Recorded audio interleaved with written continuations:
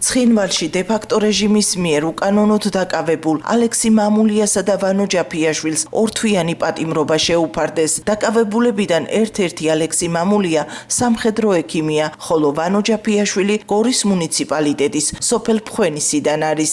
არსებული ინფორმაციით ცხინვალის ეგრეთ წოდებული უშიშროების კომიტეტი მამულიას და ჯაფიაშვილს ბრალს დებს ეგრეთ წოდებული საზღვრის გადაკვეთას და უკრაინაში მიმდინარე ომიდან გამოქცეული ქართველი გვარის მქონე რუსეთის მოქალაქის ვლადიმერ მამარდაშვილის დახმარების მცდელობას. ვანო ჯაფიაშვილის დედა ამბობს, რომ მომხდარის შესახებ ინფორმაციას არ ფლობს, იცის მხოლოდ ის, რომ მისი შვილი მედიკოს მამულიასთან ერთად იმყოფებოდა. ფაქტის შესახებ ინფორმაცია თავდაპირველად სახელმწიფო უსაფრთხოების სამსახურმა 26 დეკემბერს გაავრცელა. განცხადებაში ნათქვამია, რომ საოკუპაციო ძალებმა გორის მუნიციპალიტეტის სოფელ ნიქოზის მიმდებარედ უკანონოდ დააკავეს საქართველოს ორი მოქალაქე.